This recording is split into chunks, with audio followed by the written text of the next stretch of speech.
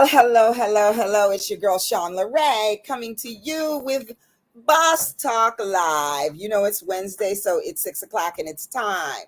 So, Boss Talk, that stands for bold, one of a kind, sensational superstars, and that's you. So, as y'all know, we've been doing Men's Health Month and Black Music Month.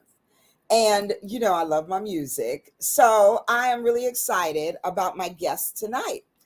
These are some staples in the music business. They have been behind the scenes, in front of the scenes. They've been directing and producing and musical directing, just like a little bit of everything.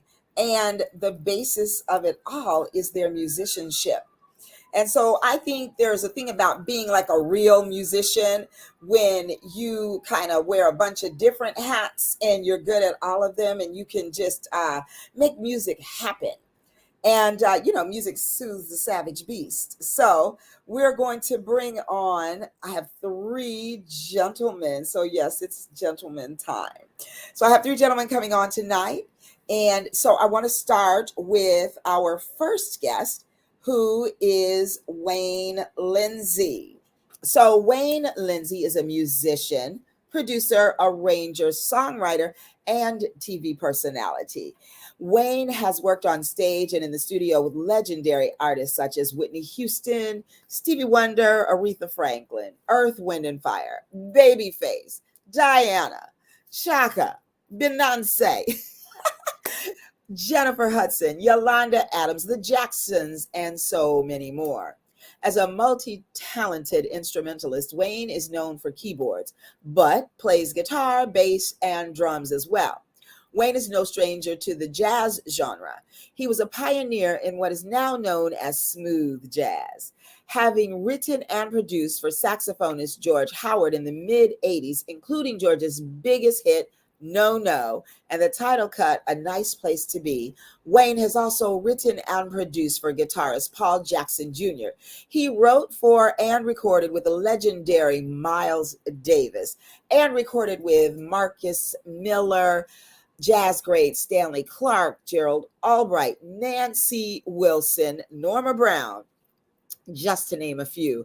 He has performed with fellow keyboardists Billy Preston, Ray Charles, and Herbie Hancock, and is also the man who gave his friend the name Boney James. Wayne has spent so much of his career on TV, having performed on all the major award shows from BET Gospel to the Oscars. Wayne was also a member of Wayne Brady's variety and talk show house band. Now, most recently, Wayne was a member of the very last Tonight Show band with Jay Leno, where his comedic skills were recognized by Jay, leading to an opportunity to be featured in numerous skits on the show. Currently, Wayne is producing other artists and doing TV shows and is an original member of the Ricky Minor Band. Some of you may know Wayne as Ziggy, the name that was popularized when Wayne joined Maze, featuring Frankie Beverly in 1984. Wayne has appeared on every Maze record since Can't Stop the Love, including his signature flute intro in the solo, Can't Get Over You. As an artist, Wayne's debut album, Perfect Love, was released in 1991 on Virgin Records under the group name Linsey, with his then wife, Lynn Fidmont. His solo album, A Song Without Words, on Head Rock Records, his own label, was released in 2009, and his CD, Wayne Linsey Presents A Swingin' Christmas, is available now. He wrote No Justice, No Peace as a response to the George Floyd murder. It will be released on all digital platforms soon. So, y'all know, without another word from me, please bring to the Boss Talk stage, Wayne Linsey. Woo! Hello, hello. Hello, hello. How are you? Thank you I am well, for thank such nice you. introduction. Yes, that's quite a resume you have there, Mr. Linsey. Well, thank you very much. Who knew when I met you just about a week ago or 2 weeks ago? Uh, Was that did I meet you at my sister's house? At You Vanessa's, or did? was it? Yeah, it was at Vanessa's at the table. Yes. So who knew that you had all that going on? How about that, huh? I love it all. I love it all. And I don't want to forget that I'm really excited to join your event on the 8th, right? It is. A A player's got to player's play. got to play. Yeah, well, Yeah, let's we're going to start have with a that. good time. Tell us about a player's got to play. A player's got to play is a jam session that I started, I guess, now 22 years ago or so. Wow. Yeah, I was in Santiago, Chile with Whitney Houston. And we went to this club. And I just had a remarkable experience that night. And the club had a motto on the wall that said something to the effect of, may this place be a home for the music. May the musicians, may the creators always have a place to share. And I ended up, myself and the drummer, Michael Baker, we ended up playing till like 6 o'clock in the morning. We got back to the lobby just in time to get the bus to the airport. But once we started playing, we never left the stage. We never spoke the same language other than the music that we shared. This guy, Luis Salendez, a guitarist, it was his jam session. And we just had such a wonderful night that I thought I wanted to do something at home where all of the musicians could come together and play in an environment other than our gigs. Because when you're gigging with somebody, like in that case, I'm playing Whitney Houston's music. We don't play just whatever we would like to play. Right. So that's where it was born, out of that. So I used to do it. I first did it at a club on Melrose, but I ended up finding a home at Cafe Cordial. And that became the hub. I used to do that once a month. I believe that I was there a few times, and I think I said this to you when we were at the thing over at the thing, because that's just the gathering of the usual suspects, we call it. Yes. But yeah, I remember going to that. That used to be our spot. Yeah. We loved it. I'm a Valley guy. Yeah. So I had been talking to Toni about me possibly doing something at the Regency. And I was actually doing a residency in Santa Monica at a place called 1212. And that it wasn't a good fit for what I wanted to do and what they wanted me to do. And so I wanted to find a place where I had more control over what happened. And so I talked to Toni, and like I said, he and I had been discussing it for a few years, me doing something. I didn't know what. But anyway, so, we're trying to make it work, and, we're struggling. We have our challenges. The parking is kind of difficult sometimes, and getting the word out, and people are still a little afraid to come out post-pandemic, or if you can call it post-pandemic, because people are still, So anyway, that's what we're doing. But we've had some good nights at the Regency. Yeah, and I think I know the night that we were all out there was when we were celebrating Pop that weekend. That's right. And the house was full outside. It was packed out there. It was bumping hard. Yeah. So I'm sure it's going to be great. And I'm getting my table. Well, please do. I'll send you the link. Yeah, the tickets are on sale on Eventbrite. You can go to Instagram. A player's got a player. That's PLAYAS. GOTTA. A player's got a play is an Instagram account, or you can go to my Instagram account. The link for the tickets is in the bio of the Players Gotta Play page. But a lot of the info is on my page because I just created that page. So there's not too many followers there right now, but most there's a few on my Wayne Linsey account. All the stuff I will put it up before we end tonight. So let's say hey to the folks out there. Hello. Hey, my cousin. That's my cousin Raquel. Hello, Raquel. And Jerry Gigi. Hey, Gigi. She's very accomplished. Welcome, Ziggy. Thank you so much. And I know somebody's going to be smiling in a minute because his cousin is on. And let's see. Rocky loves the title, Players Gotta Play. Oh, she got the spelling right. Go ahead, girl. She did. Hey, Mavis. Welcome. Mavis is from Mississippi. Wow, that's great. Well, go tell your friends because this show is going to be a great show tonight. We have some very accomplished music legends, staples in the biz here tonight, and I'm very excited. And then we're also going to bring on some new school who is family because we are going to get to meet Wayne's son tonight. And he is also known, well, Courtney W. Linsey, but also known as Professor Whoa. And I went to that website and I got to Well, tell you. his other name too, that's actually the alternate name. He really What's is Sunwo Love. Sunwo Love? That's the one I Right. couldn't think of. Okay, great. Yeah. Well, I got to tell you, I love what he is doing with that Professor Woe thing as a Yeah. therapist of young folks and an educator. I love that. So I can't wait to talk more about that. Yeah. You gotta somebody want to say hey, hello, Wayne, Hey, what's up, Deborah, cousin? or is that Deborah? Deborah. That's Deborah. my Okay. cousin. Okay. Hello, cousin Deborah. Uh-huh. Welcome.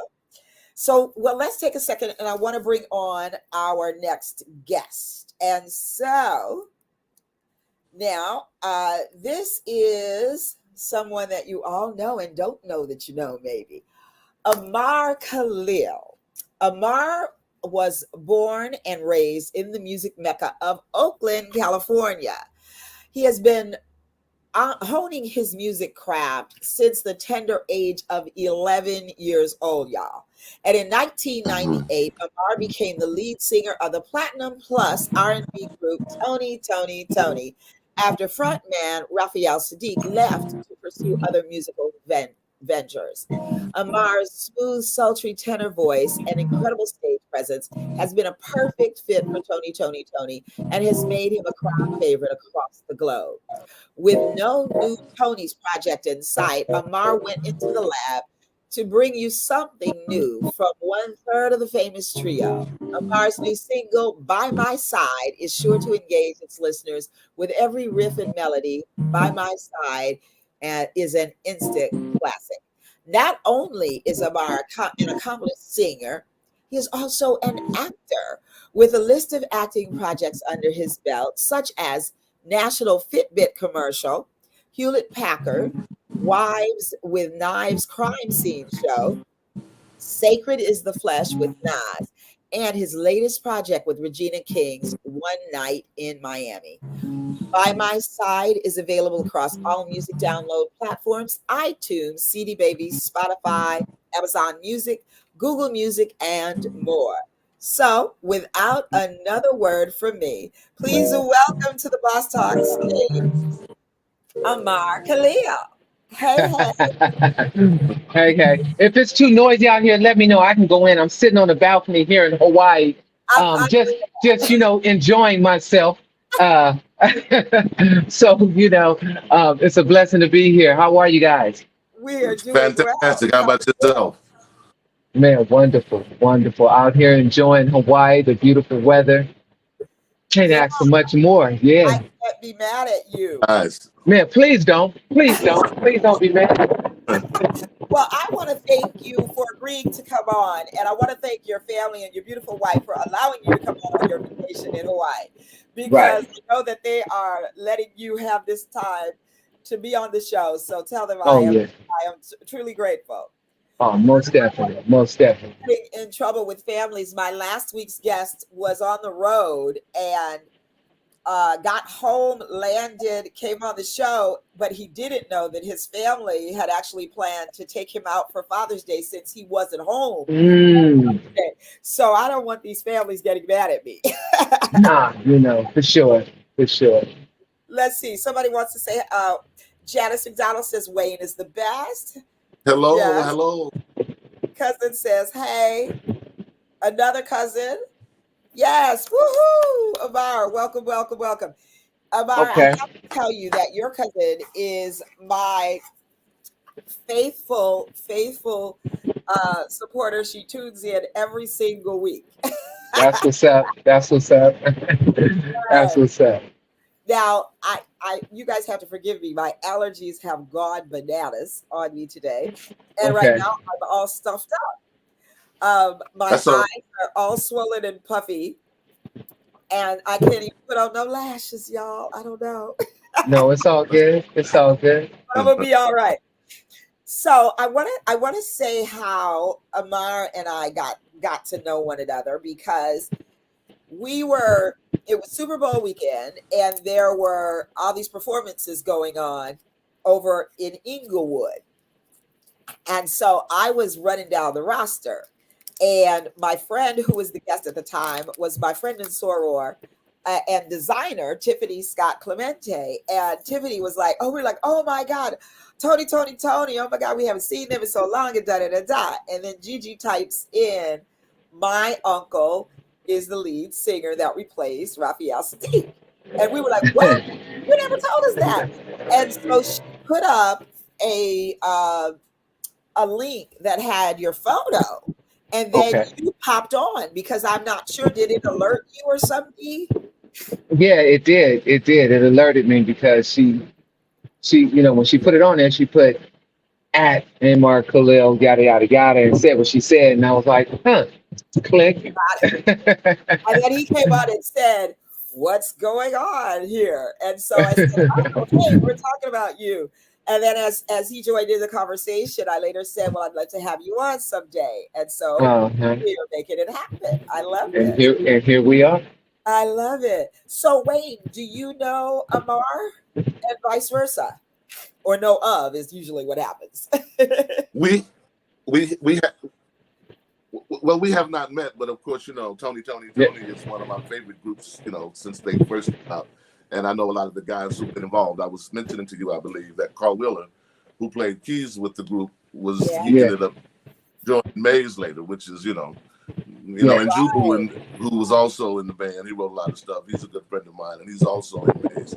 I don't think Carl is with the band anymore. Jubu still is, but Yeah. when I first joined Maze, then the Bay Area was my home. I lived in Lafayette, and we rehearsed in Oakland, and I was in San Francisco taking back and forth. So that's kind of like Yeah. one of For sure. my favorite spots. I feel connected to the Bay Area for sure.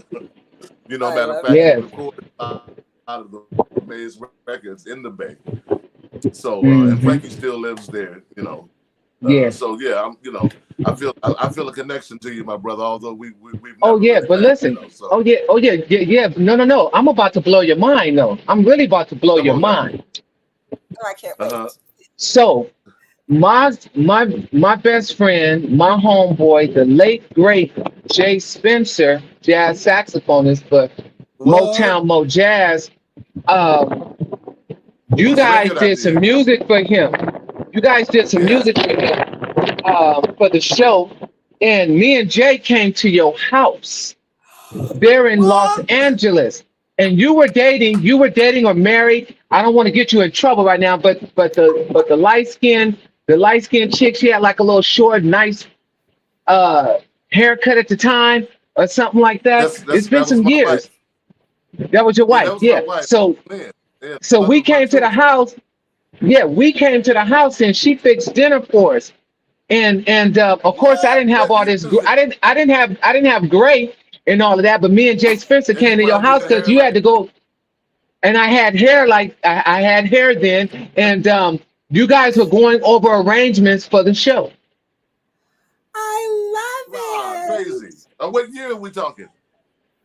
Oh What man, year? 90s. Let me see, because That's crazy. I became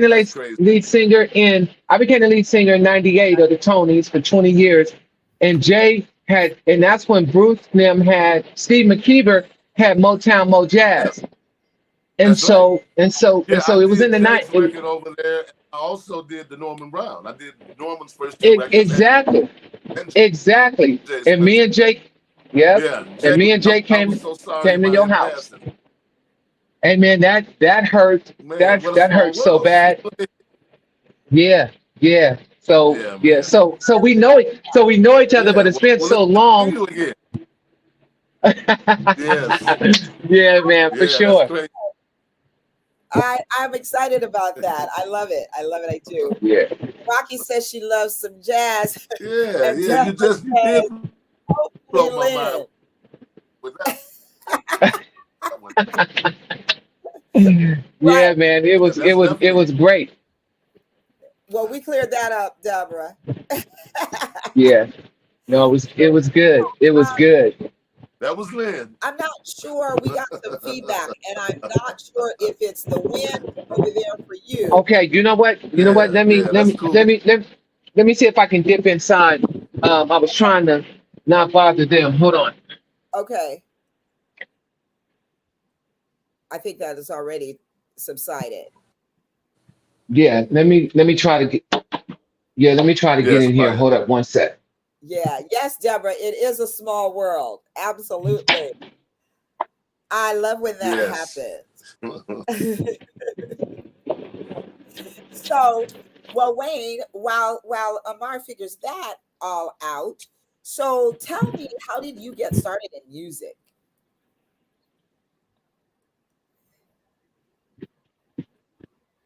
Uh-oh. Uh-huh. There you are. You're frozen a little bit. There you are. Yeah, I'm back. Oh, Okay, yeah, that's much better. wow. Thank you. Okay, cool. So, Wayne, Well, I was gifted, basically, it was a gift. My father was a minister. Am I? Here, let me Yeah, can you get closer to the Wi-Fi or something? I don't know. yeah, I'm good though, right? I'm good, right? You're good. I was am I there? You're going in and out. You have me? I don't know. Okay. There you are, I think. Okay, I was saying that my father was a minister, and so I had access to keyboards, Uh, and they bought me a toy organ. Is it okay? And it's just I started drums when I was in the fourth grade. When they said, "Who wants to be in the band?" I was like, "Me," and because I already was considered a musician by that time. wow, by the fourth grade. I was always yeah. So I wanted to play saxophone, but I just chipped my tooth on the basketball court. So they told the band director thought it wouldn't be a good idea to play sax. So he told me to play drums, and I ended up being the drum captain and accepted as a double major at Howard. And it was my second So you were instrument. the drum captain in the band I was over the there. drum captain when I went out for drum major. He didn't pick me, although he should have, because I was the best qualified. But And so as I long didn't. as you know I that. do know that. Wasn't no question. I mean, this is what I do for a living. I needed that on my resume to be able to conduct a band. That would have been good for me. Yeah. It wasn't about, I mean, I was qualified, and so yeah, I do know that. And so I ended up moving to DC, which is what I'm glad I did. I didn't finish with my folks in Atlanta, so I consider myself to be from Atlanta and DC, because that Okay. go-go changed my life. DC and everything that it had to offer, just changed me. It just changed everything. My exposure to the programs, the people, the friends, it's Got it. so I'm forever from DC and Atlanta. Got So, it. Now you were born in Georgia, in Atlanta? No, I actually was born in Knoxville, Tennessee. Ah, Right. okay. But my father was South Carolina. My sister was born in Atlanta. We left Tennessee, went to Birmingham, Alabama, where I lived from 62 to 66. And then I moved to Atlanta in kindergarten, and I lived there until my father was elected bishop. And so that's why I was able to move. I had the option to stay. He said, "You can stay and finish." He was elected in 78. I graduated in 79. He said, "You can stay and finish in Atlanta and then come and join us in DC," which is his first assignment. And then when I ran out for drum major and he didn't pick me, he was like, "You so good as the drum captain. I don't want to lose you in the section." And I was like, "That's bullshit." So I was like, "Let's pack this shit up. Let's go to DC." So that's what I did. I left my senior year and went to DC, and the rest is history. But I love my Atlanta folk too. You know what I mean? I'm connected to both. Yeah, you gotta love Atlanta. Yeah. Yeah, I love them both. Chocolate cities. Mm-hmm. Yes, yes. So what about you, Amar? Were you born and raised in Oakland? Oh, you're muted. Yeah, born and raised in East Oakland, man, right there in the heart of it. I lived right across the street from Herschel Happiness, who used to be the organist and keyboard player for Larry Graham and Graham Central Station, and his brother William Kennedy was the jazz drummer for the Yellow Jackets. He used to be, and so um, I started off playing drums. William Kennedy was my drum teacher, and he gave me my first five-piece Pearl drum set. So walking out of my grandmother's house, and so my uncle played music and all of that, and he had the full setup in my grandmother's basement. And Ted Sparks, who used to be Natalie Cole's drummer, he lived by us, and so had my homeboy Parrish down the street was a bass player. It was so many musicians around us, so it was kind of inevitable. I was born and raised in Oakland, and I grew up around all these awesome musicians and players and singers and everything like that. You know, the Escobedos, Sheila, Oh and yeah. all of them, from the Hawkins family, Walter and Edwin Hawkins and Lady Tremaine Hawkins. Matter of fact, Hey. their son, Jamie Hawkins, he and I are like this. But Jamie, when you talk about an excellent, excellent, excellent singer, songwriter, musician, keyboardist, and he's a pastor now. Um, he's a man. But anyway, Jamie and I worked on all my music together because Jamie is just he's like Jamie Hawkins is he's so underrated, but he's awesome. So yeah, I grew up in Oakland. Yeah. God, I love it. Gigi says yes, East Oakland, my hometown too. No place like it. But of Oh, course, for sure. well, it sounds like you were like in this neighborhood with everybody who kind of could nurture your craft. Yeah, and then the so it's funny because when I was in so me and Raphael, uh we grew up together since we were knee high to frogs, and we had a band way before the Tonys even became the Tonys. Our band was called Kick Band, and then his brother Dwayne was in a group called Omega. They was in a whole nother band, and um it was just so many different bands and things like that. But oh, do not let me lose my train of thought. Do not let me lose my train of thought. It happens. So I grew up. So yeah, that's that age. That's that age kicking in. I wrote on it. So at our junior high school, um, it was a lot of musicians and players there. So I was in there playing trumpet, playing drums, and Raphael was in the band playing trombone and bass. And so our junior high school had a talent show, and I didn't know that at the time. But when we got there in seventh grade, they were like, "Oh, we got to have a talent show." So I was like, "Oh, I'm getting in the talent show." So I ended up singing Bobby Caldwell's "What You Won't Do for Love," Ah, yeah. and everybody went crazy. They were screaming, and they were screaming and hollering and everything like that. So I was like, "Oh, okay, this might be the start of something here." And so the choir teacher, Mrs. Phillips, was like, "Boy, how come you're not in my class?" And I was like, "Oh, I didn't know I was supposed to be in your class." But she was like, "Next semester, you're in the choir." I said, "Okay." So what helped me hone the musical side of it all was being in the neighborhood that I was in and around all these other great musicians and singers and all that kind of stuff like that. But then as we transitioned so our music teacher, Mr. Lauder at Elmhurst, he was real accomplished. And so the school band would go out and play at different places throughout the Bay Area. And then, and the same thing for the choir. But then when we transitioned to high school, we went to Castlemont High School, and Castlemont High School had a choir called the Castleers. And the Castleers choir, you couldn't just get in the choir at the school. You had to audition for that bad boy.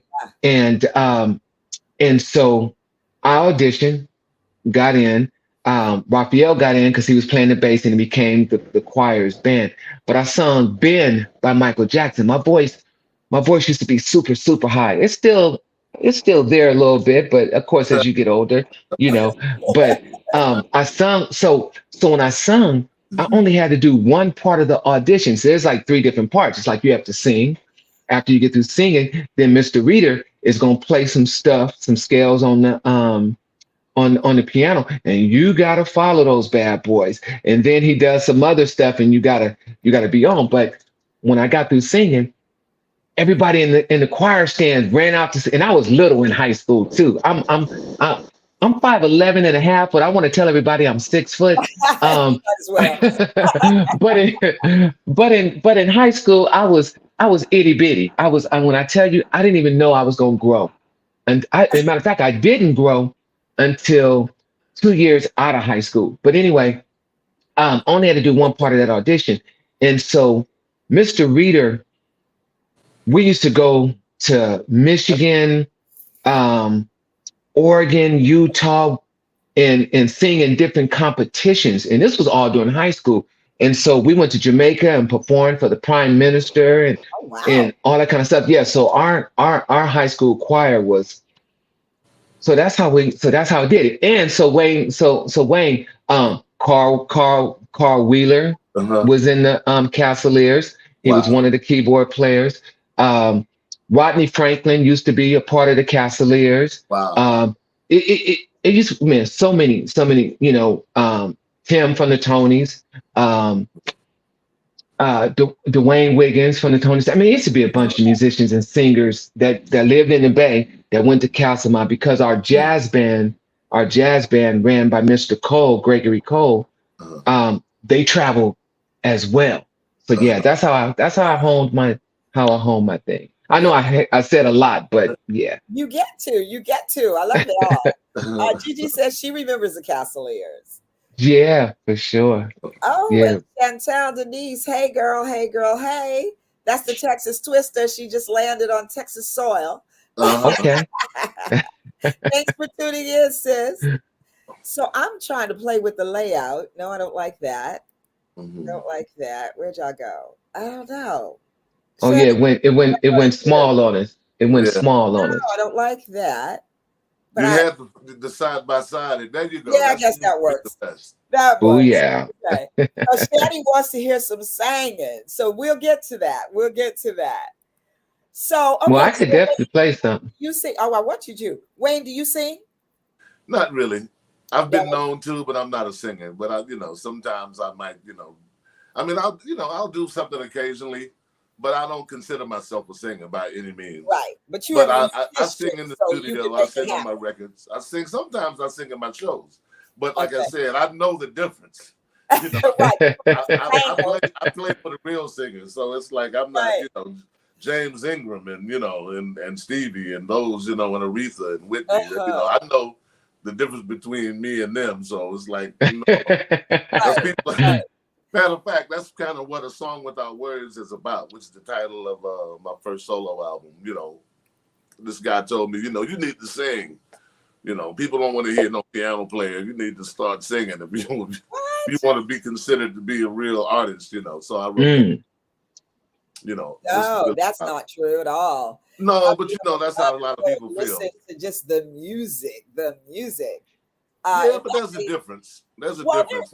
There definitely is. But I think that what you do too is you put together what's important for the singers to have. So that's without you, it ain't no us. Right. It's significant, but I mean, there's something to be said about being able to just tell the story. Yeah. You know what I mean? And for people to be able to sing along, because when I'm playing the piano, most people, they see me doing it, but they're like amazed, but they can't necessarily relate to it, But if you come up with a nice little hook, everybody will try to sing it, even if they can't sing, Yeah. Right. So Right. they feel, like they can do that. Never too much, never, you know what I mean? You know what I mean? They have everybody thinking they Luther, Yeah, but the thing about singing is this too. You have to sing stuff that compliments you. Somebody asked me recently, they were having a birthday party for their wife, and this guy was having a birthday party for his wife, and it was a bunch of people. Then he said, "Man, I would love for you to come through and sing a song," and so I was like, "All right, I could do that." So then they asked me, could I sing a Luther Amazing by a Luther? And I had to tell them, I was like, no, No, No, no, no, no. Just because you can sing Right. doesn't mean that you can sing everybody's song. There you And go. absolutely. and I don't even attempt. For I don't everybody. even attempt to it. Right. No, Yeah. no. Yeah. And I can relate to that because I sing, but there are some, like, I'm not getting ready to sing no Beyonce, and I'm not getting ready to sing no Riri or any of that. I am really good at the blues and songs that tell a story, There you all of go. that. And I have the Hmm. timber and all of that. I can do me some Macy Gray all day. I can do Jill Scott, For sure. For sure. long walk. I know my lane. You know what Uh-huh. I'm saying? Man, So you gotta absolutely. know your lane. You gotta know your lane. And for me, it's just like fun because I just like to perform. I like to rock Uh-huh. out. I like to, have a good time. Hmm. But we're not trying to Right. go and play the, Carnegie Hall or the Microsoft Theater, but I'll be good in a little club. I'm having a Uh-huh. ball. Uh-huh. Uh-huh. For sure. For Now, there's sure. a question on the table, Wayne. Are you the Wayne that works with Sidney Wayne Which Davis? Sydney is that? Sidney Wayne Davis. I don't know. She did background for Marvin Gaye, Joe Cocker. She now sings with Marilyn McCoo and them. No, but I worked with everybody you just named. I know. Yeah. I This worked is with Joe Cocker, and I worked with Billy and Marilyn, and I yeah, I saw was. that. Matter of fact, Billy and Marilyn was one of my first gigs. That was before I got Oh married. wow. I was Really? with Lola Falana and Billy Davis and Marilyn at the same time. Lola Mm. Falana. Yeah, I was her musical Okay. director. So I got to tell y'all a story. Uh-huh. So when I got to OU in Athens, Ohio, Uh-huh. as a freshman, Following your sister. following my sister, all I was known for was dancing. This girl would go to the party and dance. And so when I pledged, they started calling me Lola. And so Uh-huh. that was my nickname in college. And if Lanny joins on here, and a lot of times people will say Lola who, and I'm like, you too young, you don't know. You don't know. You don't know about Hmm. Lola. But Lola Yeah. Falana, she was my hero. I love me some her. She could go. Yes, Was a yes, yes, serious entertainer and vocalist. absolutely. Yeah. Oh, I think we got somebody on the backstage. Okay, I'm super excited. So now we're going to bring on another guest and a legacy of the musical Mr. Wayne Linsey. We have his son Wo Love, and I'm going to bring him on and I'm going to let him tell you about himself because I could not find his bio. So on me, but I hope he won't be mad at me and just come on and join us, son Wo Love. Hello, hello. I'm sorry, I'm in a virtual world. I just wanted to, look like I was at my dad's house now. No worries. I love that baby grab back there. I love it all. So welcome to Boss Talk. Thank you for having me. I'm glad to be here. Good to have you. Yeah, what's up, Yeah. everyone? Hello, greetings. Hey, son. What's happening? Yes, sir. So, Oh, Atlanta's in the house now. Lanny Salter. Lanny is one of the ones that named me Lola. She pledged with me on my line. And she was with us just a few weeks ago in Miami, where the AKAs took Miami by storm. Delta Phi chapter. Nice. Thanks for joining us, Lanny.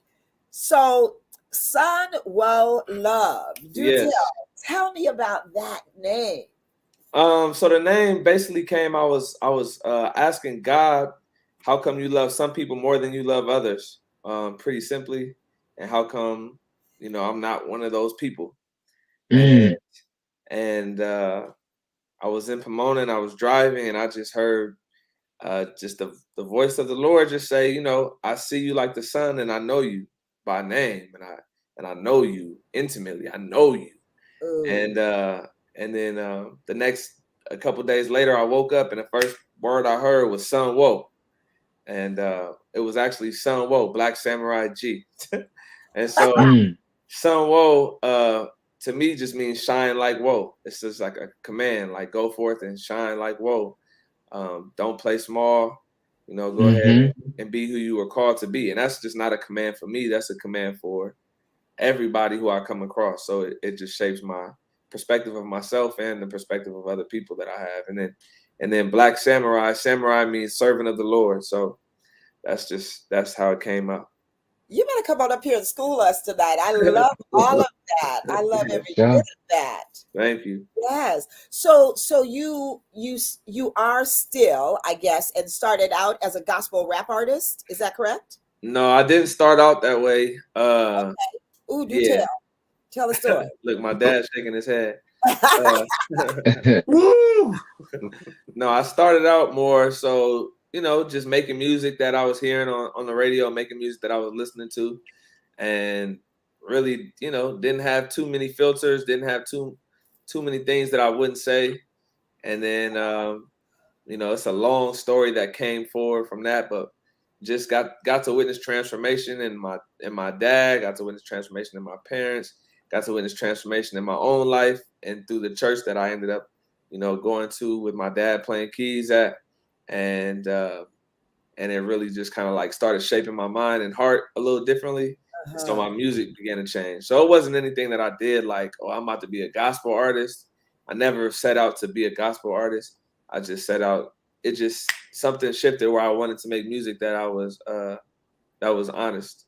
So wow, it turned out to be gospel. I love that. And it speaks to just following the voice and following the music, like wherever it leads you. And I appreciate that you were open to that. That's you. Beautiful. And sometimes it's not gonna always be gospel in the moment, but that is like the heart. I just call it kingdom music. Yes. So, I love that. Yeah, so it's just kingdom music. So it's from my perspective. Yes. I love that. Okay. So there's something that I want to talk about, and I'll have to share with you because I know I sound like I'm speaking underwater or something. I am so stuffed up. It is like crazy. Thank you, allergies. Yes. I have never sneezed. I think I sneezed more today than I have all season.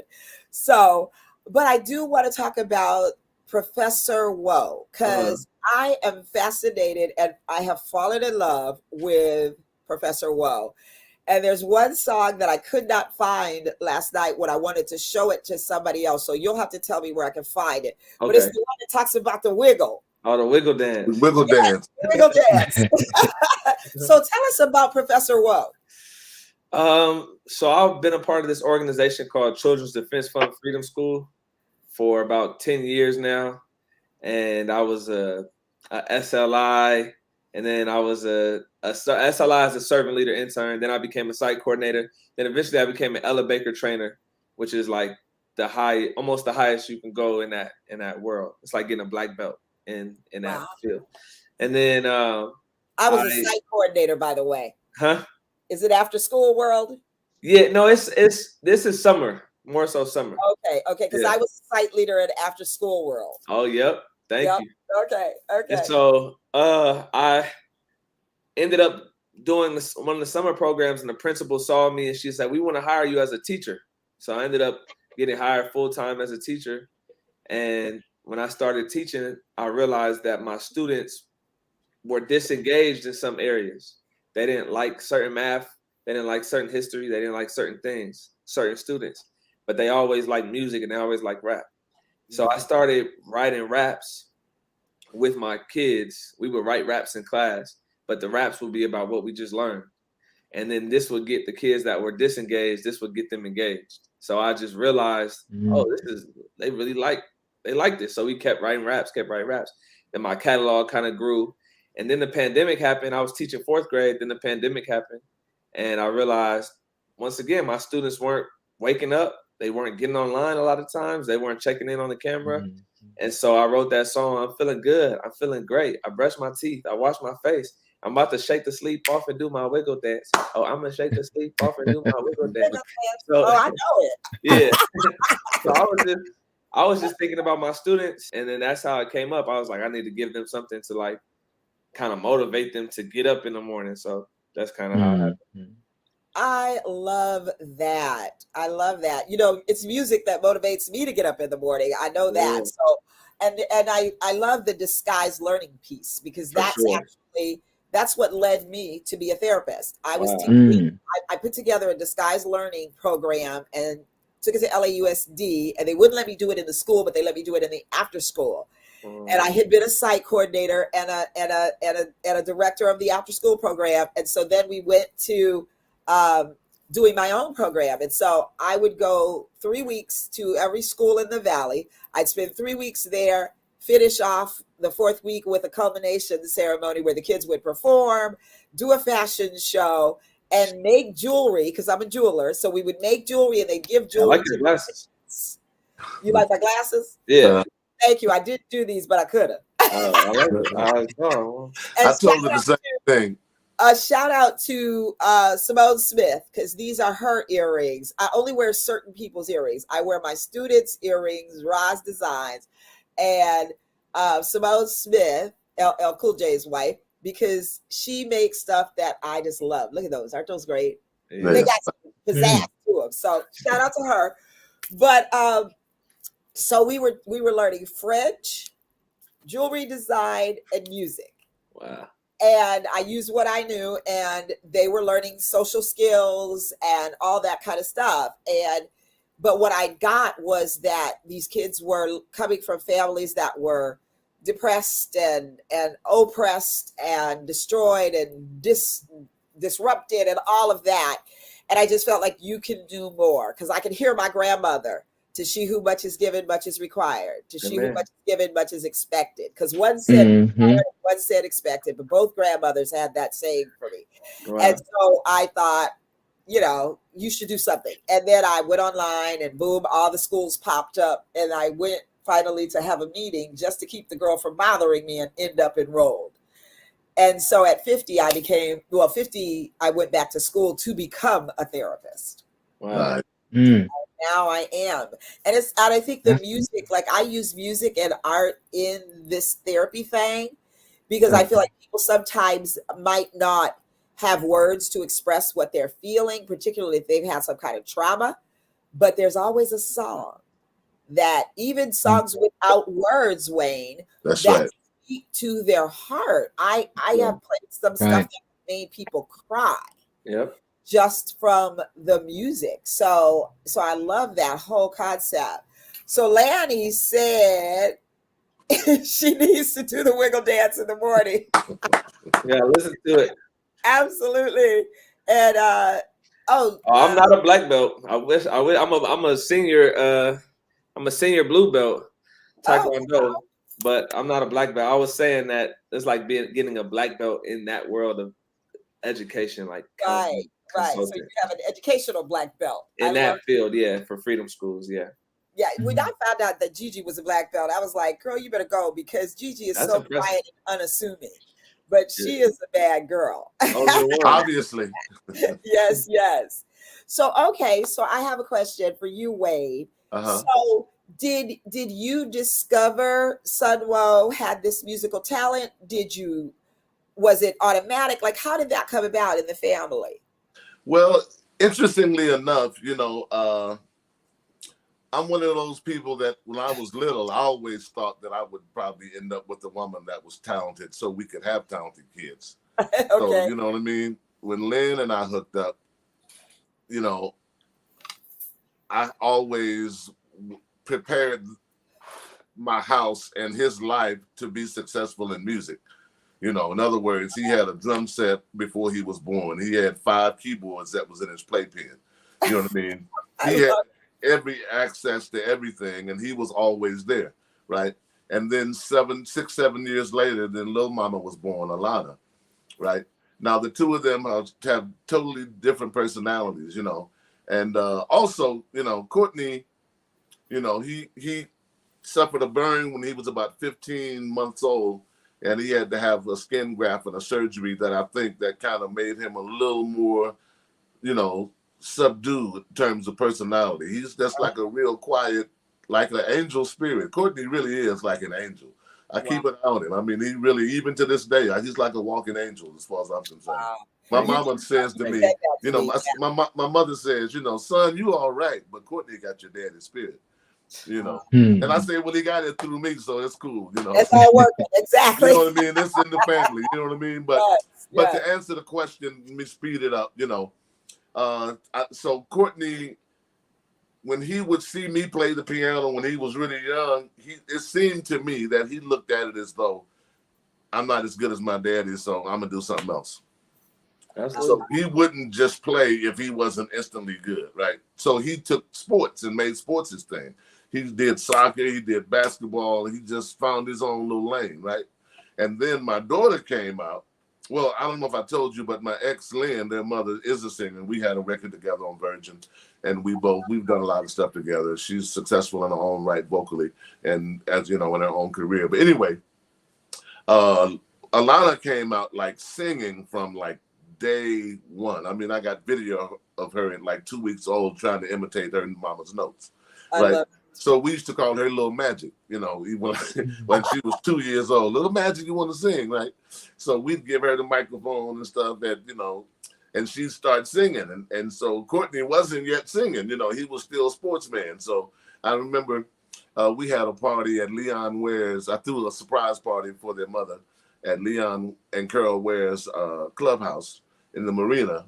And Lonnie sang Shanice, when I close my eyes, I break down and cry. Oh, yeah, right? yeah. She's 3 years old. So I said, you know, and I always gave Courtney the opportunity. Courtney, you want to sing? You want to do something? You know, this is your legacy, you know? And so Courtney said, yeah, I'm going to do something, Dad. I said, what you want to do, son? He said, I'm going to dance. Okay. And I said, what? Courtney said, give me the Wild Wild West. The Wild Wild West. And so Courtney got to dancing, and he started doing the Wild Wild West, and that was his first time I saw him take the stage and command it. And he danced to the end of that song. He was tired, and he was slinging it, and he was, you know what I mean? But after that, him and his boys, then they ended up turning into a dance crew. Then they started rapping. You know, Courtney was talking about how it was for him with his music, right? I didn't let him listen to a lot of vulgar stuff outside of headphones, but I understood that it was going to be what the kids and his friends were doing. So I was like, you can pretty much play what you want to play as long as you put it in your headphones, but you can't run around with this motherfucker, you know what I mean? Blasting. Right, no. So then they had the nastiest little song they recorded in my studio one day that just brought tears to my eyes. I mean, it was vulgar, nasty, right? And I was like, son, you know, you got to understand, first of all, you know, you're not starting from scratch. You already are a product, you know, you're Bishop Linsey's grandson and you're my son, you're your mama's son. So whatever you do is going to reflect on us. You don't have a clean slate, right? And the record that your mama and I did, we can play for you and you can play for your kids. Are you going to play this little FU song for your children, you know? And I said, you have to decide whether or not you're going to be a contributor that's going to build something positive with the gift you've been given, or whether or not you're going to go out here and contribute into this filth that we have plenty of and we don't need more of. Right. And I think it must have resonated, you know, at some point, you know. So, but that was the first day he brought tears to my eyes with that song. I mean, literally, that like, but I mean, you know, I'm not a perfect father. I'm not a perfect person. You know, I didn't raise them to think I was perfect. So I've had my share of disappointments in his life as well, because, you know, that's what it's about. It's about being authentic and honest and letting people know who you are. Yes. And so, you know, I'm going to keep it moving. I mean, it's probably way longer answer than you ever asked for. But, it's all good. I'm here for all of it. Okay, but we're talking about him and his evolution from my eyes. So, you know, I was always that dad that watched him do what he was doing. And so his dance group turned into a rap group. And when they first started rapping, Courtney was doing the hooks. And I was like, no, son, if they rapping, then you need to be rapping. I was singing mostly, yeah. Yeah, that's what I'm saying. He was like the singing guy in the group, in the rap group. And I didn't say you don't sing, but I'm like, don't sell yourself short, son. You need to rap like they rapping. And and that's what he did. And the circuit was born. And I mean, they were off the hook. The circuit was good. They could dance. Courtney was crumping. He was, you know, he was that young hip hop, baggy pants, you know, the clown and all that. He went through all that, you know. And then, you know, when his mama and I split up, then he, you know, his wild side just really grew because I wasn't in the house. And he really, you know, came close to, you know, messing his life up in major ways, you know. He's got a really, really close friend that he grew up with now who's been in prison for over a decade now, I think, you know, and he was like another son of, you know, he was like family. And, you know, and I'm just thankful that God spared him in many ways in order to come back around. Because once me and his mama split up, that's when my wild side also went crazy. You know what I mean? So we go crazy. It happens. And he saw my dad come to me and say, "Son, I want to see you clean your life up before I die." And it took me about a year later before I actually quit doing cocaine. Wow. And I took Courtney and I went back to church, and I was like, I need to let God loose in my life in order for me the balance necessary for me not to end up that guy. And one of the first things I wanted to do was make sure my kids knew who their father really was. So if I ended up dying in the streets or doing something stupid, they wouldn't have to rely on other people telling them my story. Wow. So I told both of my kids, my 9-year-old daughter at the time, or wherever else she was, I was like, your dad is doing cocaine. And I'll be back. I'm giving my life to God. You watch what he does. He's going to turn things around for us all. And so that's kind of through Courtney seeing my transformation, which you spoke of earlier. That's kind of how, you know, his life got centered in Pasadena, which is where he is to this day. I mean, you know, he lives in Pasadena. He taught in Pasadena. He was named one of the 50 most influential Black men in Pasadena. All of this, that's where the church was that I ended up, awesome. Being a part of. Yeah. So that's enough. I think that kind of answers it. Well, it does. You know, that's a beautiful, and thank you for your transparency, because I think that it's important that people understand that, you know, it hasn't always been shining and golden, but God will deliver us. And he will. Be.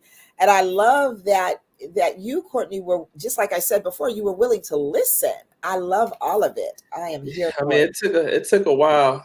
Took a while, but I think, you know, just when something goes bad long enough, then it starts to make sense. Hopefully you have a chance to listen. Yes. But I think for me, it just enough bad stuff started to happen. It was like, okay, if I keep going this direction, I know I can see what the results are going to be. Yeah. And I love you have the foundation, you know, and that's important. Definitely. Lanny says, that's what's up. What the folks out there saying. Janice McDonald says, what a testimony. Amen. Yes, absolutely. Amen.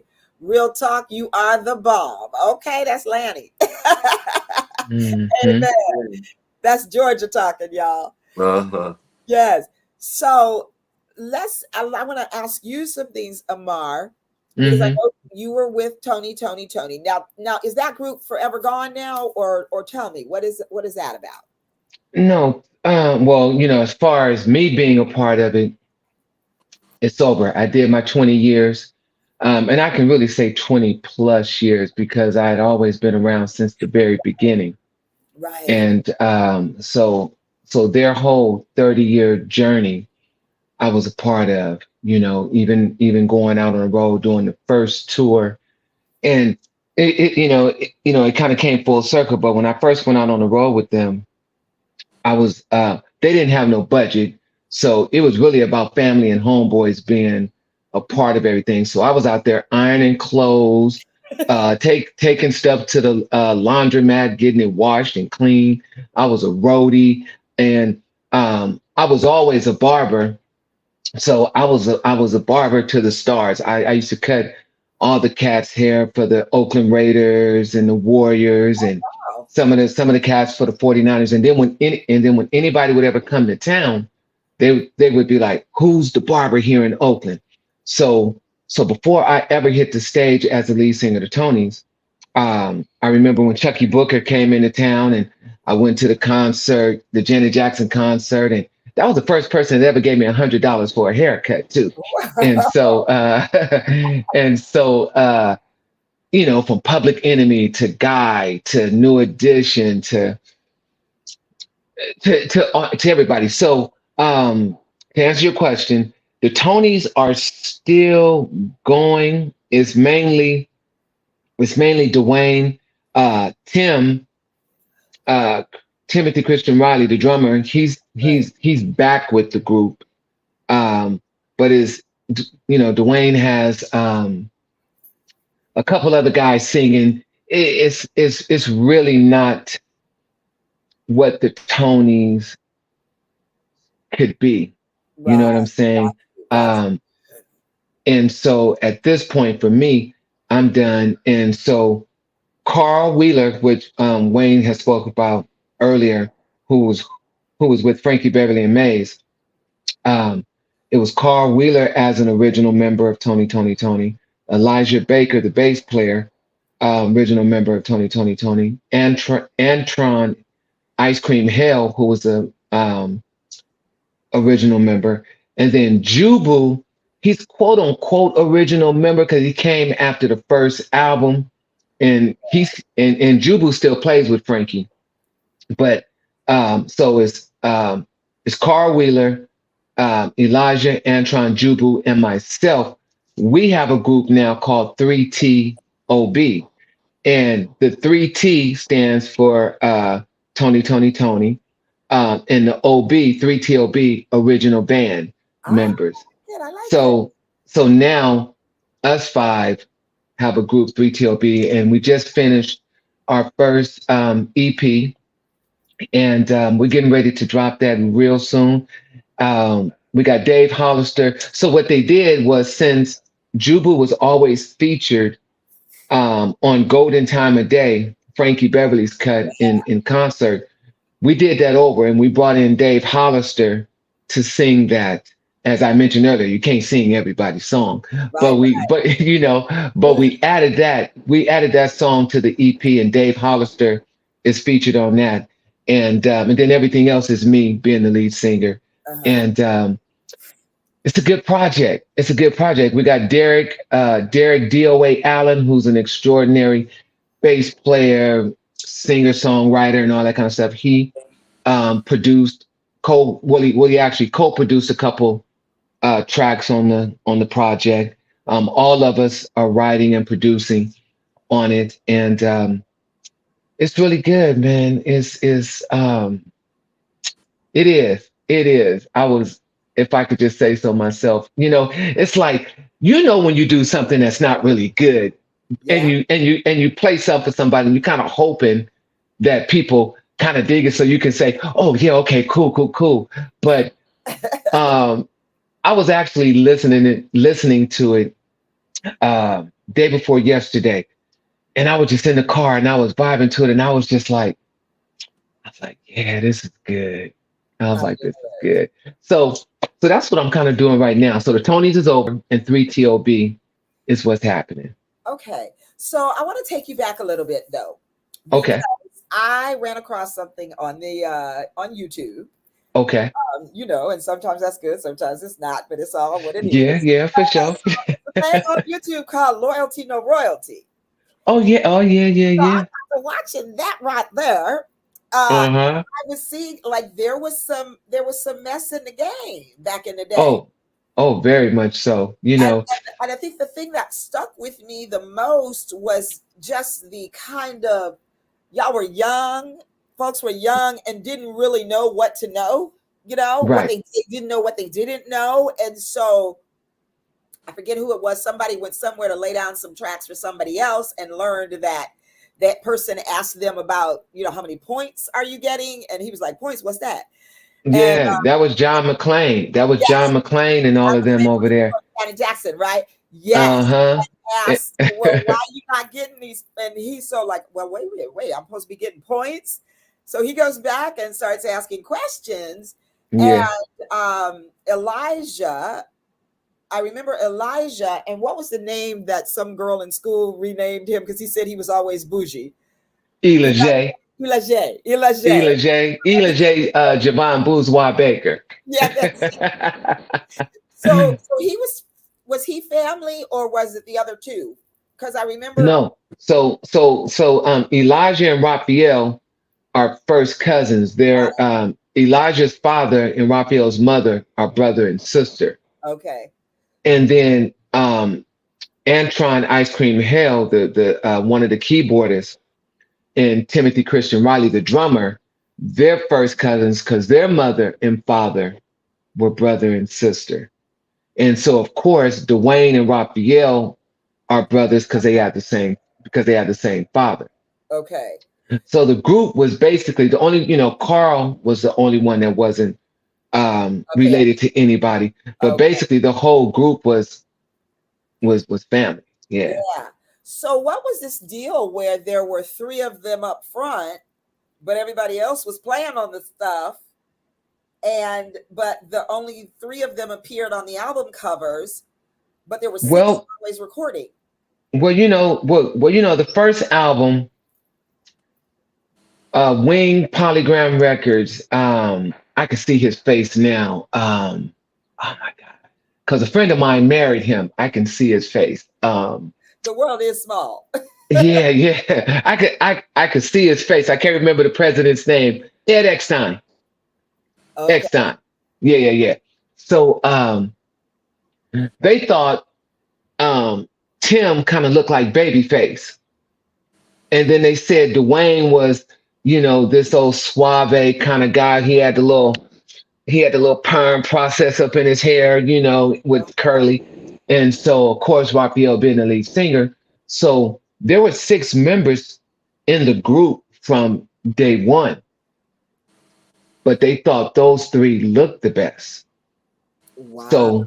So they presented Tim, Raphael, and Dwayne as who Toni were. And that's what they pushed, period, point blank. It was like for every show and everything that needed to be done, videos and everything, everybody was involved. But when it came to promotional pictures and all that kind of stuff like that, it was just those 3. So a lot of people just thought the group was 3 members, but it was always 6 members. Right. And so then people thought that was Toni, and Toni. Correct. Kind of like that. Got it. So when did you come into the picture? And I know you started in 98. Is that right? 98 as far as lead singer. When Raphael left the group after the last studio album in 96, that was the House of Music with Let's Get Down On It and all that kind of stuff like that. He came back because he had left, but then he kind of came back and they did that last studio album. Yeah. But he didn't. But they did a couple promotional little dates, and then he was like, "I'm out of here." So one day I was working for this water company. I won't say the water company. I ain't giving them no pub. But I was delivering bottled water, and so and it's a trip how it happened. So I was delivering water at the Berkeley Greek Theater, and they told me that I had to deliver the water on the bottom part of the stage, down by the dressing rooms, and all that kind of stuff like that. So I said, okay. But I had to walk across the stage at the Berkeley Greek. And so I stood there and I was with my manager at the time. And I said, man, I got to play this place one day. One day I'm going to be at the Berkeley Greek Theater. I'm telling you, he was like, keep pushing. And it was the coolest manager, this old white dude named Phil Fisher.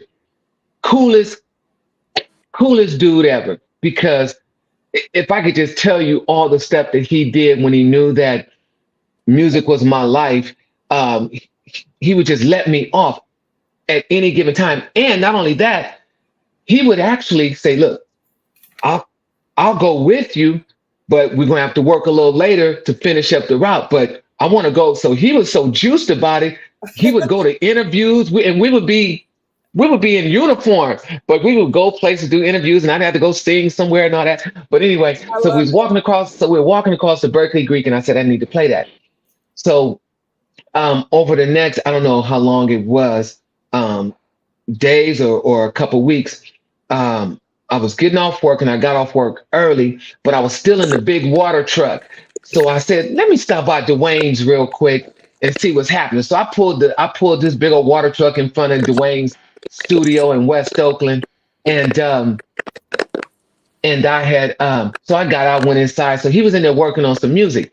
So he was like, hey man, you got time to sing some background vocals on something? I was like, yeah, for sure. So I went in the booth, sung it, and when I came out, he was like, dang, I forgot you and my brother got the same kind of vibe in that whole thing there. And I said, right, and that was my open door. That was my open door when he said that. So I said, Dwayne, what's up with the group? What's up with the Tonys? Y'all not performing nowhere? He said, nah. He said, we can't. I I don't know. Does it sound like I'm going out to y'all, Well, or I got crunch? I hear a clicking. Yeah, I got crunching. I don't know what it's from. I don't know if it's from my earpiece or So let me put the other one in Okay. and take that other one off. It's real Can you crunchy. hear? Yeah, that must be something else. I don't know what that is, But it stopped. but it might have been me. My bad. So Uh-oh, there it goes. so oh, Be it started still. back up. Don't move. It's don't move. Yeah. Okay, I won't move. So well, better yet, ain't nobody in here. So really, let me see if I can just hang this up and you can still hear me. Okay. Hello, hello. Can you hear me? There you are. That's it. There you go. Oh, There we okay. So so I said, man, what's up with the group? You know, y'all, it was since ever since the Raphael left, we're not, we can't do anything. And I said, really? I said, well, listen, I said, do people still call y'all for shows and all that? And he was like, all the time. I said, really? go. I said, well, check this out. I said, if you ever decide you want to do those shows, I'm your man. You know I can do it. So he was like, for real? He said, you know the songs? I said, Dwayne. I said, dude, I've only been here since the very beginning. And I'm talking about before, like when we were knee-high to frogs. So he was like, right, okay, bet. And I said, well, I got to get out of here, bro, because I got to get this truck back to work and I got to go. It might have been 3 days later, he called me and said, hey, we got an opportunity to do this summer jam with Missy Elliott, MC Hammer, yada, yada, yada, and everything. You think you could do it? I was like, oh, for sure, let's go. So we did that show. The very next gig was at the Berkeley Greek Theater. Wow. With Rick James, Roger Troutman, and Zapp. It was the last show Roger did before he passed away. Wow. I was like, oh my God, I'm at the Berkeley Greek Theater. You just... I love that. I love that you called it out. You spoke it, and that you were ready. Yeah. My sister always says, be ready so you don't have to get ready. Oh, for sure. And when they said, could you do, you're like, yeah, I do know all the songs. It's like it's like that understudy waiting for that main character to get the flu or something, right? Exactly. I love it. I love that. And the trip part about it, I wouldn't have never wanted Raphael to lead the group because I actually loved the group, and I actually loved just watching them grow and do their thing. And I was a fan, you know what I'm saying? I was a fan, but when the opportunity presented itself. Yeah. And what better person to replace someone though than somebody who admires the work and is appreciative of the work. So yeah. I love it. Wayne, you were getting ready to say something. Yeah, I was just gonna share a little story, when Courtney was like a really, like all coming up, we used to play a lot of Toni in the house. Okay. And one of Courtney's favorite songs, we would put this on and he would just go crazy. But we used to laugh because Courtney would say, my ex-girlfriend is at home. he didn't know. Is at home. Is at home. And we let him think that's what it was. That's hilarious. Gotta love it. He was 4 years old, 5 years old. Yeah, that's all you need to know at that time, right? Yeah, she's at home. Yeah, that's right, Courtney. Your ex-girlfriend's at home. I love it. What are the folks saying out there? My soror laddie says, I love this show. Well, thank you, sis. You've been here since the very beginning. Thank you. Thank you. Hey, that's another soror in my sands, Deborah Cottrell. Okay. Mm-hmm. From the DC area, and Valley Queens says that's hilarious. Hi. That's my wife, I believe. Shout out to Hey, shout out wifey. Thank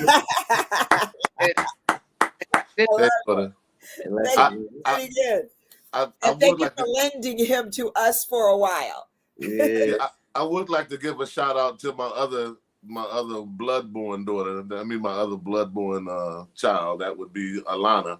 She's a singer as well, and she's on the road with Anderson .Paak right now. They're opening up for the Red Hot Chili Peppers in Europe. Oh, I love it. And they have a group called GAWD, GAWD, Good Ass Women Deserve. Oh, I love that. So if you're on Instagram, it's Experience God. It's Alana and Elena. So, you know, I'm proud of both of my kids. They I followed, like it. They followed in the footsteps. So on IG, it's GAD. GAWD. Well, it's actually Experience. GAWD. And that's on Instagram? That's Instagram. Okay. God. Experience. Oops. I got another quick story about Rick James. Yes. Okay.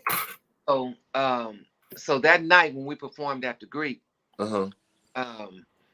he got off stage and he said, you motherfuckers. He said, y'all did this.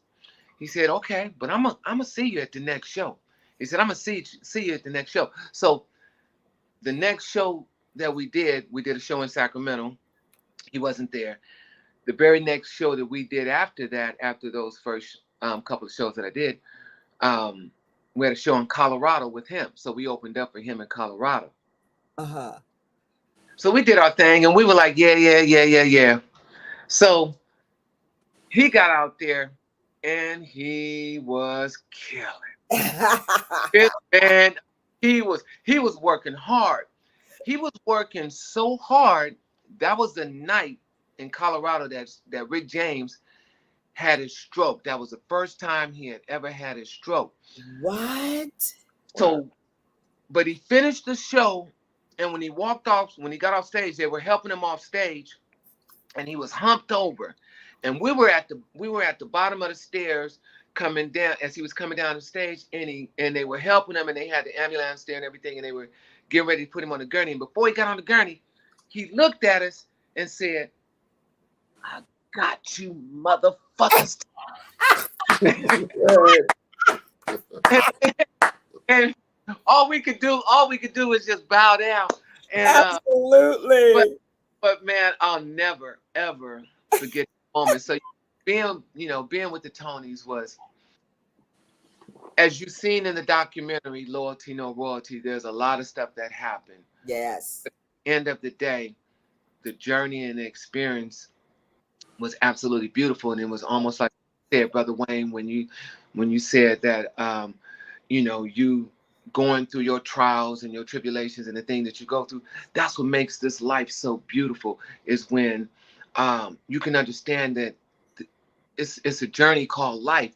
And God will never leave you nor forsake you.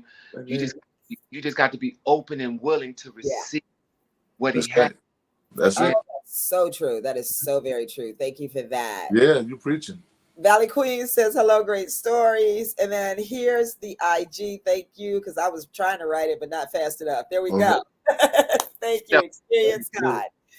Now, I want to say, and I just really appreciate what you just said, because, we all go through things at different times and we don't know the why. We don't know the how in terms of how we're going to get out of it. But all you have to do is lay in trust. And I'm living in that space right now, having lost my husband a year and a half ago. And there's so many things that have happened in my life that, are beautiful things, but I'm not able to experience them with him. But what I recognize is he set me up, y'all.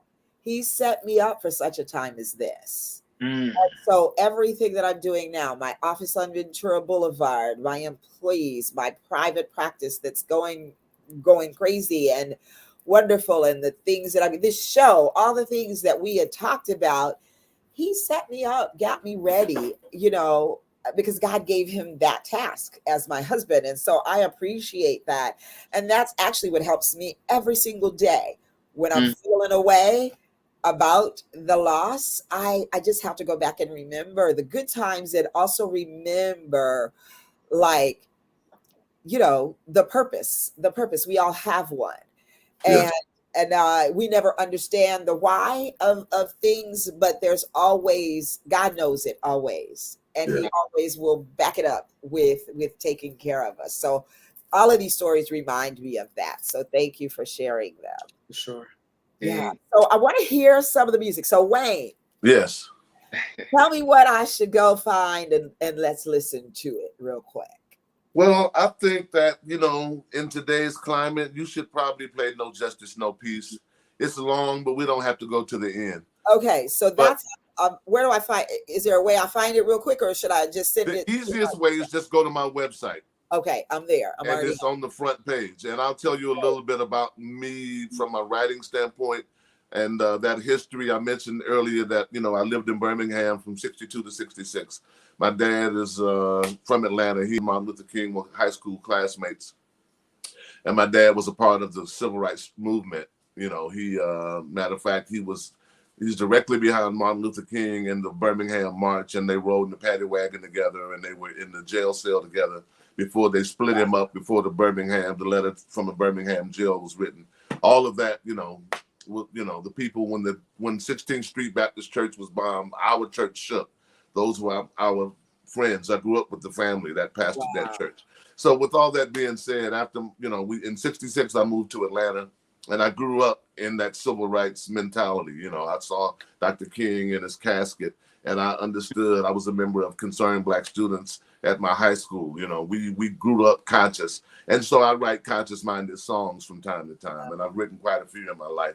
One Less Brother, which talks about Black people killing each other, Power to the People, which I wrote before Rodney King. I'm looking at it. I just saw it. I'm sorry. Go ahead. You see what I mean?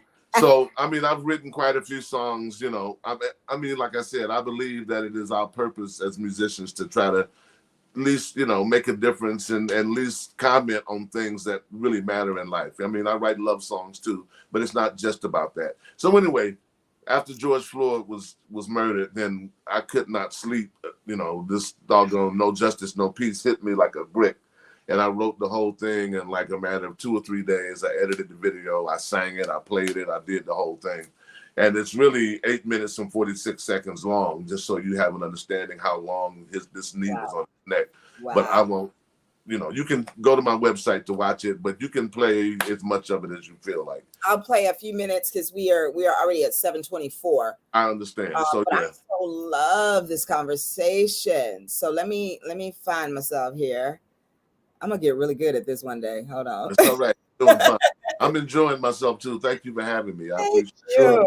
It's been a long day, but I'm glad I was able to make it. Thank you. Yes, absolutely. Yeah. I'm glad too. Okay, now here it is. I'm gonna take it back. Wait, why is it not? He'll hit the big screen, so it'll take the whole screen in the bottom right hand corner. But I'm not hearing it. You might have to put share computer audio. Share, yeah.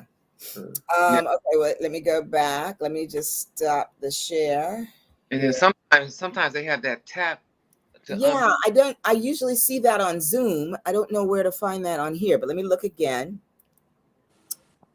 Let me see. Share screen. There it is. Share system audio. Bam. There we go. All right. Okay. So y'all, this is Wayne Linsey. No Justice, No Peace. Sure. What happened? Is the volume up on the YouTube?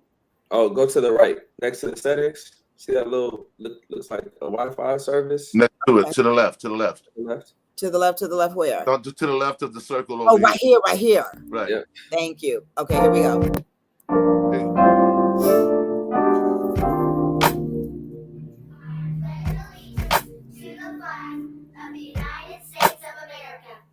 To the republic for which it stands, one nation, under God, indivisible, with liberty and justice for all. I lived in Birmingham, Alabama till 1966. Everything was segregated, people marched in the streets. My dad is from Atlanta, went to high school with King. They put their lives on the line, they believed in a dream. They marched and they wanted the world to see how black people were treated in our country. I watched my daddy go to jail. He's the one who would sing, Back then, when you marched in jail, you see, well, kinda let the dogs loose, the hoses too. They remained nonviolent, had to be hard to do. The nation was embarrassed, so they promised change. Some things got better, most remained the same. Yes, we are angry, it's been 400 years. The blood, the death, our mother's tears. After all the oppression, I still can say, yes, we are Americans, we're here to stay, and I'm proud to be an American. I wouldn't want to be nothing but American. Raise your hands with me if you're American. That's right, so glad that I'm American. I said I'm proud to be an American. I wouldn't want to be nothing but American. Raise your hands with me if you're American. That's right, so glad that I'm American. No justice, no peace. No justice, no peace. No justice, no peace. No justice, no peace. No justice, no peace. Mute your microphone. No justice, no peace. Oh, How dare you try to tell us what we can't do? We can kneel before the flag, it is our flag too. There's never been a war in which we didn't fight. We've bled, we've cried, we've given our lives. They took us from our homeland, but now that we're here, I got a little something I want you to hear. You've been promising equality for far too long. Honky went underground, made you think he was gone. Colin tried to tell you what was going on. You didn't want to hear it, told him to be gone. After all the injustices that we've been through, we still love the red, white, and blue. This is our country, the land of freedom, liberty, and justice. That's the reason I still love you in spite of the fact you still won't take your knee off our necks. I'm proud to be an American. I wouldn't want to be nothing but American. Raise your hands with me if you're American. That's right, so glad that I'm American. I said I'm proud to be an American. I wouldn't want to be nothing but American. Raise your hands with me if you're American. That's right, so glad that I'm American. No justice, no peace. No justice, no peace. No justice, no peace.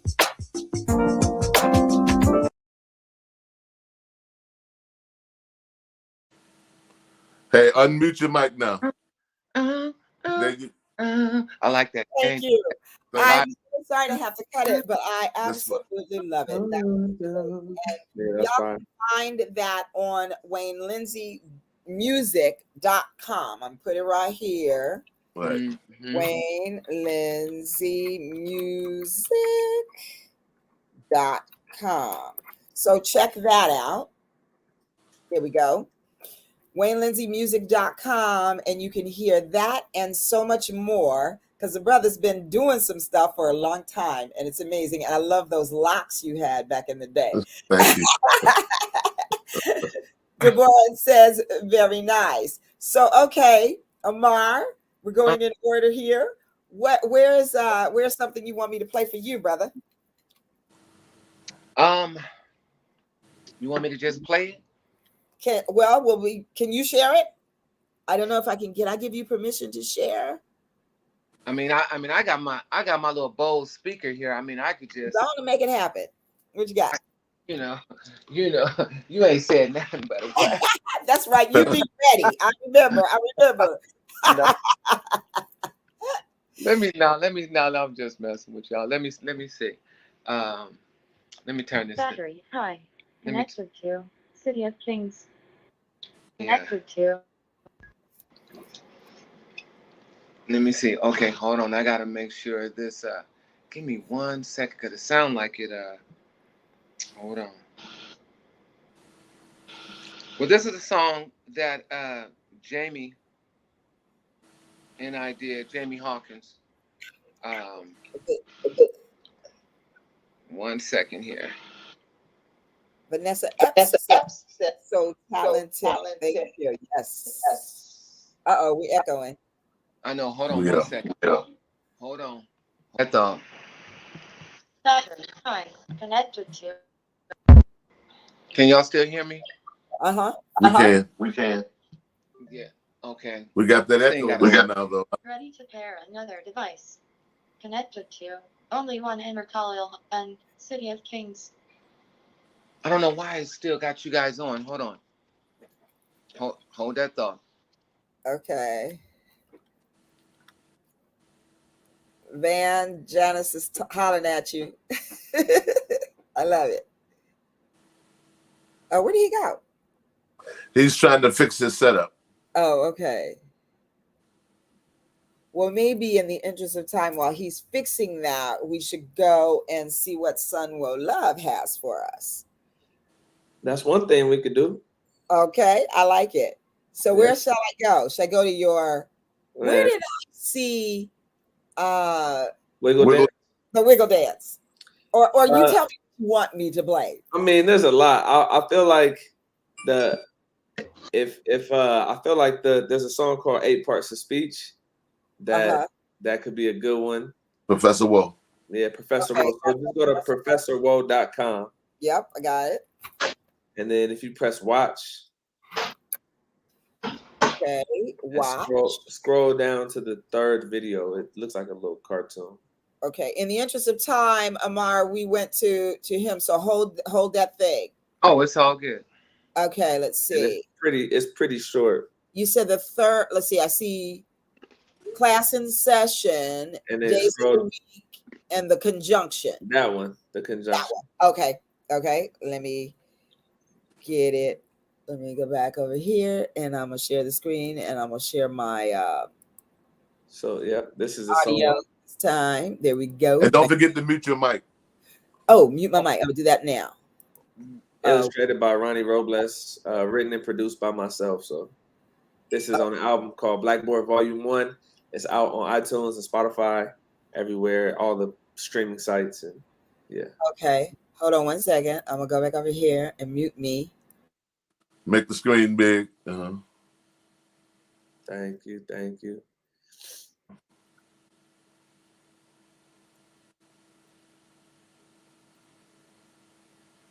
Yeah, if you press play, and then it'll show up.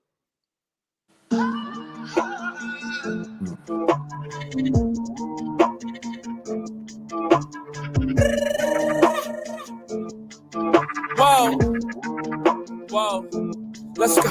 A verb is an action word, like rappers sing. A noun is a person, a place, or a thing.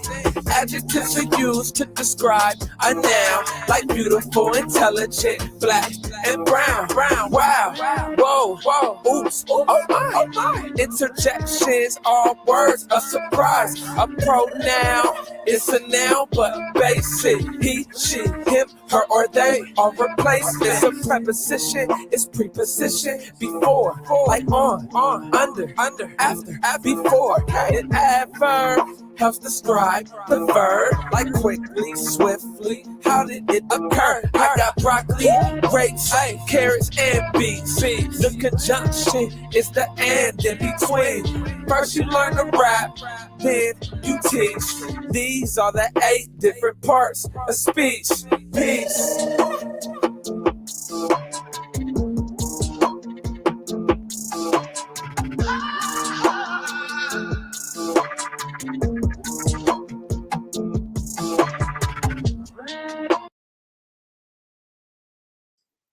Yeah. Yeah. You're still on mute. Yes, sir. Unmute. Thank you. Sean. There you go. Okay, let's say that again. I love it. Kids Thank definitely would want to learn that way. So appreciate that so much. Gwendolyn McNeil says, nice show. She loves the guests. Yay. Absolutely. I am so impressed. But all of y'all, okay, Amar, what you got? Okay, this is a song called By My Side that Jamie and I did. It was, I got a video to it. It's on YouTube and all that, but I'm going to play it right now. And, if it's too loud, somebody go like this to just tell me to bring it down or up if you can't hear it. Okay, you don't want me to play the video from YouTube? It's up to you. Y'all want to see the video from YouTube? He wants to play it loud. He wants to play it loud. Well, no. The only reason why I was gonna play it here is because I want you to see the video. Okay. But it's it got Well, the I'm intro. gonna go with you. I'm gonna go with you. You want to The do it this intro way? is kind of long. You know, you got to see me driving up to the thing, and you got to go through all. Uh-huh. We can skip the intro. We can skip the intro. Oh yeah, we're good. It's up to you. Well, I'm gonna just play it. Y'all just Go Right. ahead. all right. I want to tell you that I love you. You mean everything to me. Through all this time, Turn it up. somehow we stayed together. Through the good and the bad. Stay by my side. This is for you. Oh, we've been together for so long. I can't believe we made it through the years. And the love we had, somehow we kept it strong. Through the hurt and all the tears. Even when I felt I needed space, you were there inside my heart. And you know, if you ever go away, you tear my whole world apart. 'Cause I need you by my side. I need you by my side. Promise me to stay in my life. 'Cause I just don't know what I would do if I never had you without you. It took a little time to know for sure that I could trust in you. Never knew the beauty I would find in loving you and needing you. There were times when I felt I needed space, but you were still there inside my heart. And you know, if you ever go away, baby, you would tear my whole world apart. 'Cause I need you by my side. Thank you. Yes, yes, yes. I am here for all of this. So let's see what the folks are saying. Deborah says she needed that when her son was in school. I can relate, Gigi. I could have used it too. Gigi says, she says, Amar, that it's a great video. So we do have to go back and watch it on YouTube. It's By My Side. Debbie wants to see the video. Go to YouTube, By My Side. By My Side. It is awesome. Love it. And the Valley Queens is just applauding it all. So listen, you guys, thank you so much for joining me tonight on the show. Thank you for hanging a little bit over time. I really appreciate it.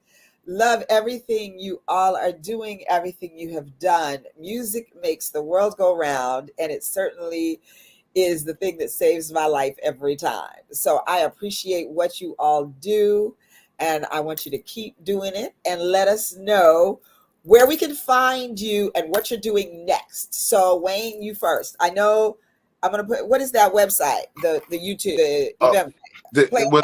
Well, if you go to Players Gotta Play on Instagram, at Players Gotta Play, then you can get the tickets on the link and follow me there, and follow me at Wayne Linsey, Linsey. Players Gotta Play. And so the next show is July 8th, and we moved the time back to 9 o'clock. So we're going to have a party.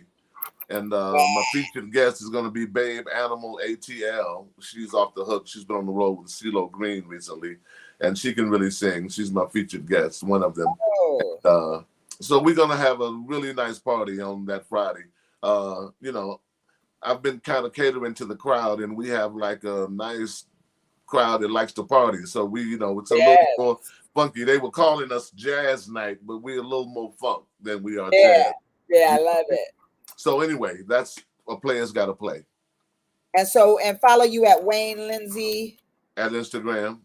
Yeah, I just dialed you in. That's me. Right.